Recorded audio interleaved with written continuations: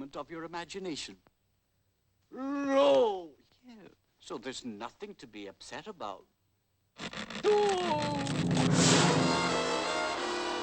Hey, has anybody seen anything of a teensy-weensy little mouse? No, Oh, Mr. Bergen! Bergen, speak to me. Speak to me. What's the matter with him? Something he ate? No, it's a figmentation of his imagination. No. Yeah. Well, good night, Willie. Don't slam the roof. You might wake Mr. Bergen.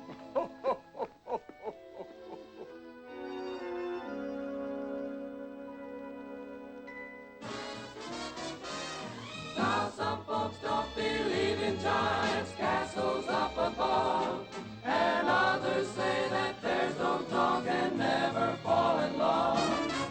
If you really want to find happiness, peace of mind, believe in all your dreams and you will see. You'll be full of fun and fancy, free and full of fun and fancy, free.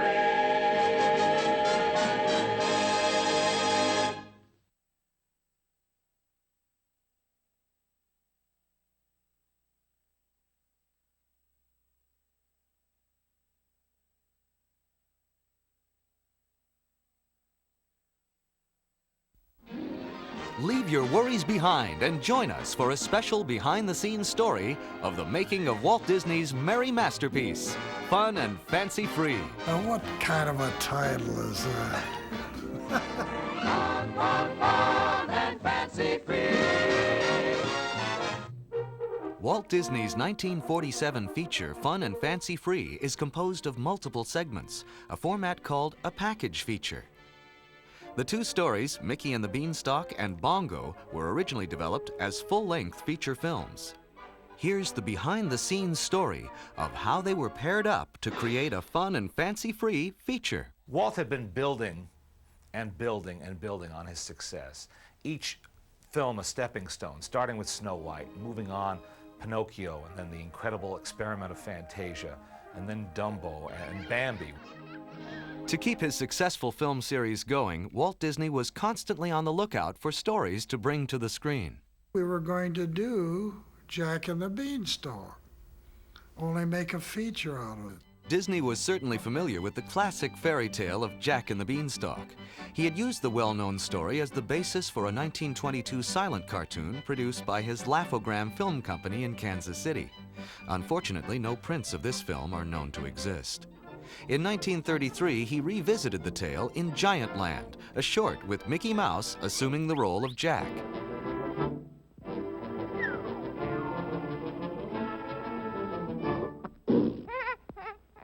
Hi, big boy. In 1938, Walt pitted Mickey against a giant again, this time as the brave little tailor. Everything he did in the past, he would bring up forward to the present to perfect, which he did in the case of the Jack and the Beanstalk. With his experience as an adversary to giants, Mickey was a natural for the lead in this giant new feature-length film. His co-stars would be Donald Duck and Goofy. It gave a feature film appearance to Mickey and Donald and Goofy. Now, these were worldwide stars, you know, great, great cartoon stars known everywhere, but they were known for their short subjects. Mickey had finally broken into feature films in Fantasia, but it was never really considered that they would carry a feature film until this one came along. Development of Mickey and the Beanstalk as a full-length feature began on May 2, 1940. During that year, Walt Disney and several of his key storymen developed many of the ideas that would be contained in the finished film. The growth of the beanstalk while Mickey, Donald, and Goofy are asleep. The gags at the giant's dinner table. And the role of the singing harp. At this same meeting, the suggestion was also made to use Foulfellow and Gideon from Pinocchio as the phonies who swindle Mickey out of his cow. A wooden boy. Since they don't appear in the final version, just who does Mickey trade his cow to in exchange for magic beans? What do you mean, beans? Here is the answer, in a never-before-seen sequence developed in 1940, but dropped when the story was tightened for fun and fancy-free. Come forward, please. Your Majesty. What errand brings you here? Well, Your Honor, Your Majesty, it's about this cow. For me? Oh, thank you, sir. How very generous of you. Well, Oh, but my good man, I couldn't think of taking your cow. Such generosity must not go unrewarded. Let me see. Oh, yes, here, a family heirloom, one of the last. But really, what's in it? Beans. Beans? Yes, magic beans. It has a beautiful legend. Let me read the legend to you. Faithful subject, good and kind, if fame and fortune thou wouldst find, O mystic spirit of ancient queens, plant with care these magic beans. Archival evidence of the early development of the feature version of Mickey and the Beanstalk ends in the summer of 1941. At the same time, work on Bongo was begun. The story was written in 1930 for Cosmopolitan magazine by novelist Sinclair Lewis. Bongo was an unusually light-hearted story to come from Lewis, who was the first American to win the Nobel Prize for Literature. What happened was that Walt suggested Bongo, and we read it, and we felt that wasn't quite suitable to us. And we wrote a little note refusing to make it and work on it. And of course, to our everlasting disgrace, it turned out to be a very cute picture. Since Bongo was a circus bear, there were early story notes suggesting that Bongo might even be a follow-up to Dumbo, using the same circus settings and some of the supporting cast, including the gossipy elephants.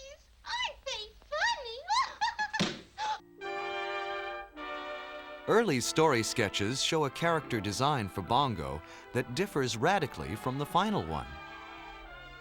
The female bear who catches Bongo's eye went through similar revisions, as well as a couple of name changes, from Susie to Silver Ear to her final name, Lulubelle. Bongo's nemesis, Lumpjaw, was always a big hulking brute, but in some early designs he wore street clothes. In these early sketches, a few extra characters were present. Bongo had a chimpanzee for a valet, first named Beverly, then Chimpy. In addition, Bongo and Chimpy had a series of comic encounters with a pair of mischievous country cousin bear cubs. A partially completed script of Bongo was delivered on Monday, December 8, 1941, the day after the attack on Pearl Harbor. Just as Bongo and Mickey and the Beanstalk were at the height of their development, the world changed. And then along came World War II, which did several things. First, it cut off the European market, which was a big source of income for the studio. Secondly, it took a lot of the artists and drafted them, so they lost a lot of their talent.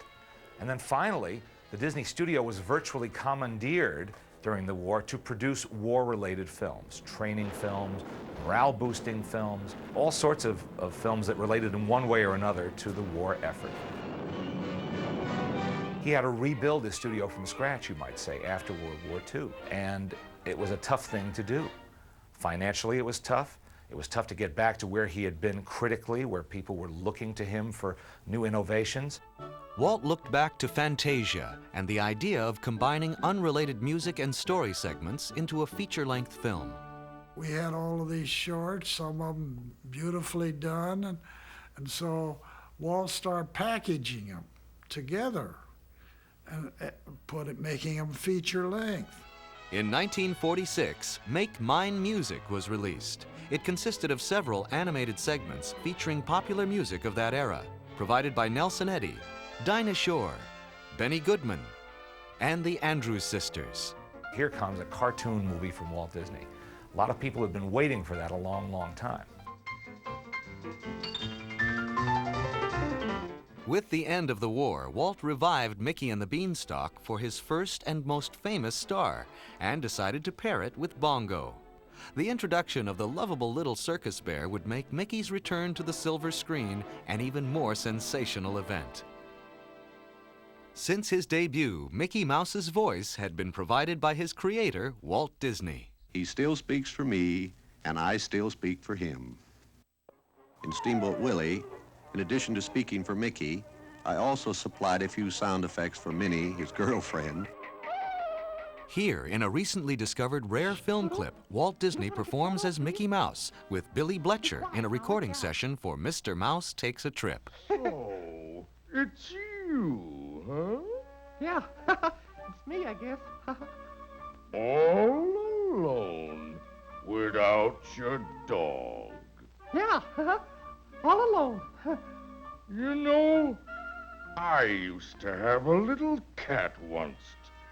And when it was left all alone, it'd cry,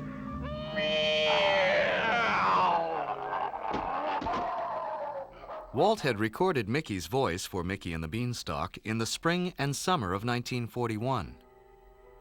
This film would be the last time that Walt would regularly provide Mickey's voice. Jiminy Cricket, the popular supporting character from Pinocchio, was recruited to set the lighthearted tone for fun and fancy-free. Jay Cricket. You could call me Jiminy. Whoops. Sorry. And if there was ever a happy-go-lucky cricket, it's Jiminy. And because the theme of our show is on the lighter side, we're going to let him be our guide and narrator. Giving voice to Jiminy was his original voice, Cliff Edwards. They called him Ukulele-eyed, and he was big. He had just a nice voice, unusual voice. It had a great range from high falsetto down to lower register. I'm a happy-go-lucky fellow, full of fun and fancy-free, and you can make the whole world seem mellow. You take it in your stride like me. Don't cross a bridge or peep around the corner until you're there. Just learn to smile, and in a while you'll find trouble is a bubble of air. Get a happy-go-lucky feeling. Keep it and I guarantee that you find you'll wind up living in the sun, full of fun and fancy-free. This sprightly song, I'm a Happy-Go-Lucky Fellow, which opens Fun and Fancy-Free, had actually been written for, but dropped from, Pinocchio nearly a decade earlier. I have to say a word about Billy Gilbert, who does the voice of Willie the Giant. I can change myself into the darndest things. A delightful guy whose shtick was a comic sneeze. Because he was so well known for this sneezing routine, when they auditioned voices for Snow White and the Seven Dwarfs, he was the obvious choice to do the voice of Sneezy. You're sneezy. When they recorded the voice of Willie for Mickey and the Beanstalk, they thought of him again. What follows, presented publicly for the first time, is Billy Gilbert's original test recording for the role of Willie the Giant. That's it. But look, I want to be an Easter bunny with pink ears, pink eyes, and pink feet, and a pink, I want to be pink. You sure you don't want a pink bunny? A human host was chosen to tell the story of Mickey and the Beanstalk, ventriloquist Edgar Bergen. Edgar Bergen? Never heard of him. Edgar Bergen, who is best known today for being Candace Bergen's father, was at that time a hugely popular star of radio, who had also been in a number of movies. And he achieved the incredible feat of becoming a star on radio as a ventriloquist. And Charlie and Mortimer seemed as real as any characters that anyone else could have brought to life. He just wanted someone to sing him to sleep. Well, why didn't he turn on the radio? Well, they didn't have radios in those days. Yeah, that's why they called it Happy Valley. Bergen and Walt Disney were longtime friends.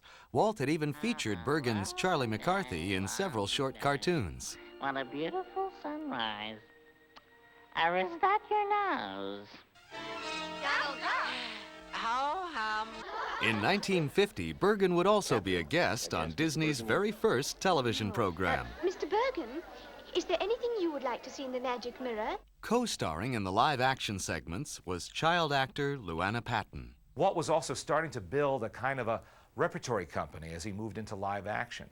And the first young stars he had were Bobby Driscoll and Luana Patton, who he had found for Song of the South. Telling the story of Bongo was Dinah Shore. Oh, a musical story sung by Dinah Shore. Well, what are we waiting for? Dinah Shore was a very popular singer at the time, had hit records, and also was featured on her own weekly radio show, soon to be a television show. So having her name as the singer-narrator of Bongo was a real asset to the film. This is still the place for a fella like me. Just lazy and loafing and fancy-free. Fun and Fancy Free premiered on September 27, 1947. Package films like Fun and Fancy Free kept the Disney magic alive in the eyes of movie audiences. And with these films, the Disney studio built up its creative strength to produce a whole new series of feature animation successes. For war-weary audiences, Fun and Fancy Free was a refreshing tonic, a tuneful and carefree jaunt with friendly and familiar characters, under the guiding hand of favorite storyteller Walt Disney. The same holds true today. It's just an entertaining film that's really well done. That you find you wind up living in the sun, full of fun and fancy free. Bye now.